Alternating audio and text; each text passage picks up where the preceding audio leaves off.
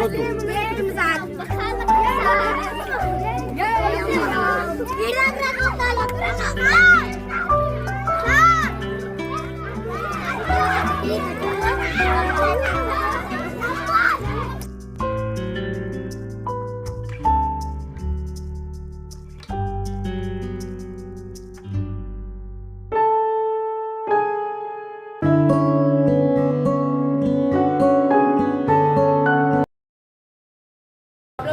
ఇంటి దగ్గర ఏమైనా గొడవ పెట్టుకున్నా కొట్టినా కూడా మీరు ఇంటికి వచ్చి కంప్లైంట్ ఇవ్వాలనుకుంటారు కదా, మీరు రాగానే మీకు డైరెక్ట్ ఎస్ఐ గారు సార్ ఎవరు ఇన్ఛార్జ్ ఎవరు మీకు ఎవరు తెలియదు. సో మీరు డైరెక్ట్ ఎంటర్ కావాలని ఫస్ట్ కనిపించేది రిసెప్షన్ టేబుల్ ఏం చేస్తారంటే మీరు ఎప్పుడైతే కంప్లైంట్ ఇస్తారో మీరు రాగానే మీకు ఏం చేస్తారంటే మీరు అలసిపోయి కొంతమంది కొట్టడం వల్ల ఏడ్చి మీరు బాధపడి వస్తారు కదా, నేను ఫస్ట్ ముందు ఓదార్చాలన్నమాట. వచ్చి రాగానే కూర్చోండమ్మా అని చెప్పడం, కొంచెం వాటర్ తీసుకోండి, వాటర్ తాగండి, మీ బాధ మీరంతా ఓకే అయిపోయినాక మీరు చెప్పడానికి ఓకే అయిపోతారు కదా, అప్పుడు నేను మీ దగ్గర నుంచి ఈ పిటిషన్ తీసుకుంటాను. ఇందులో మీ పేరు మీ వివరాలు అన్నీ రాసించుతారు కదా, మిమ్మల్ని ఎవరు బాధ పెట్టారు ఆ డీటెయిల్స్ అన్ని ఇందులో రాసించుతారు కదా, అవన్నీ నేను చూసుకొని అవన్నీ తెలుసుకొని మీతో నేను మాట్లాడినాక ఇక్కడే ఒక ఇన్ఛార్జ్ గారు ఉంటారు అనమాట. నాకంటే పైన రాండి పెద్ద సార్ ఉంటారు. నేను ఫస్ట్ ఇన్ఛార్జ్ సార్ దగ్గరికి పోతాం, వెళ్ళి ఆ సార్కి చెప్తా ఫలానా వాళ్ళు వచ్చారు సార్ వీళ్ళకి ఇట్లా ప్రాబ్లం వచ్చిందంట అంటే సార్ ఏం చేశారు వాళ్ళకి మీరు ఒకళ్ళ ఫోన్ నెంబర్ రాశారనుకో వాళ్ళకి ఫోన్ చేసి కనుక్కుంటారు. అది పెద్ద ప్రాబ్లం ఏంటనుకో వెంటనే ఎస్ఐ సార్ ఎస్ఐ మేడం ఉంటారు. ఎస్ఐ మేడం దగ్గరకైనా లేడీస్ మోస్ట్లీ ఎక్కువ లేడీస్ ప్రాబ్లం ఉంటే వాళ్ళు అందరూ సార్ వాళ్ళకి చెప్పుకోలేరు కదా, కొన్ని పర్సనల్ ప్రాబ్లమ్స్ ఉంటాయి, భార్య భర్తలు కొట్టినవి అవన్నీ సార్ వాళ్ళు చెప్పుకోలేరు కాబట్టి ఎస్ఐ మేడం గారు కూడా పెడతారు ఇక్కడ. సో లేడీస్ ప్రాబ్లం ఉంటే మేడం గారి దగ్గరికి, జెంట్స్ ప్రాబ్లమ్ దొంగతనాలు పెద్ద ఉంటే సార్ దగ్గర పంపిస్తాం మేము. అప్పుడు సార్ వాళ్ళు ఏం చేస్తారు దాని తగ్గట్టు ఇది యాక్షన్ తీసుకోవడం స్టార్ట్ చేస్తారు.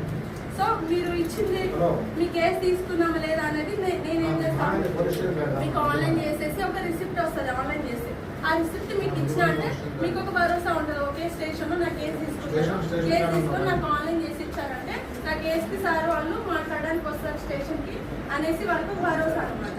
సో ఫస్ట్ మీరు రాగానే రిసెప్షన్ దగ్గరికి వస్తే నేను మీకు ఆన్లైన్ చేసి మీకు రిసిప్ట్ ఇస్తా.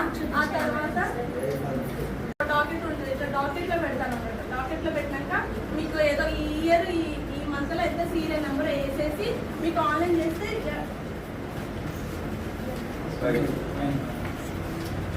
ఇలా ఒక ఆన్లైన్ ఒక రిసిప్ట్ ఎక్నాలజ్మెంట్ కాపీ అని జరిగింది,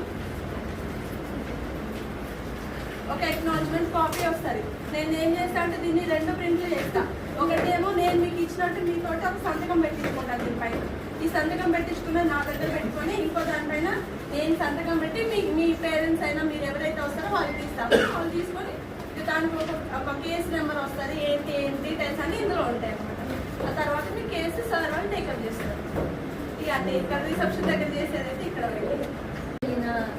ఏం జరిగినా మేము బయటికి వెళ్ళినా ఏం జరిగినా ఇన్ఛార్జ్ గారికి మేము చెప్పి వెళ్ళాలి, ఓకేనా? సార్ రెస్పాన్సిబిలిటీ ఉంటుంది. ఒకవేళ ఇప్పుడు నాకు బందోబస్తు ఉందనుకో సార్ నోటీస్లో పెట్టి వెళ్తాం, ఇట్లా బందోబస్తుకి వెళ్తున్నాం అంటే మనకు ఒక ఆర్డర్ బుక్ ఉంటుంది. సో ఈ ఆర్డర్ బుక్ అనే బుక్లో మొత్తం డే టు డే ఈరోజు ఏం జరిగింది, ఎంతమంది ప్రెసెంట్, ఎంతమంది యాబ్సెంట్, సీఎల్ ఎవరైనా ఉన్నారా, ఎవరైనా అక్యూజ్డ్ అంటే లోపల నేరస్తులు ఎవరైనా ఉన్నారా అనే ఇన్ఫర్మేషన్ మొత్తము సార్ పైకి చెప్తూ ఉంటారు. ఇన్ఛార్జెస్ నోటీస్లో అన్నీ ఉంటాయి, ఓకేనా?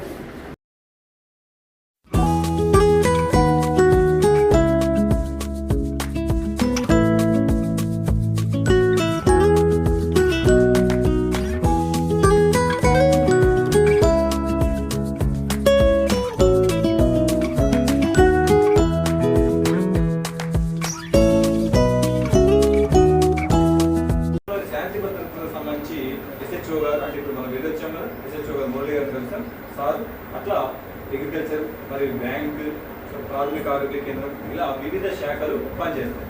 సో మీరు చూస్తే బాగుంటుందని, అట్లనే చూడటమే కాకుండా మీకు ఉపాధ్యాయులు మాత్రమే తెలుసు మీ గోల్ ఏంటి అంటే మేము టీచర్ అవుతామని, అదొక్కటే కాకుండా మిగతా వివిధ రకాల వృత్తులు ఉన్నాయి. వాటిలో కొంతమందిని చూసి ఇన్స్పైర్ అయ్యి మీరు కూడా అలా ఆ స్థాయికి చేరుకుంటారని ఇక్కడ తీసుకురావడం జరిగింది. సార్ థ్యాంక్ యూ సార్, మాకు ఈ అవకాశం ఇచ్చినందుకు.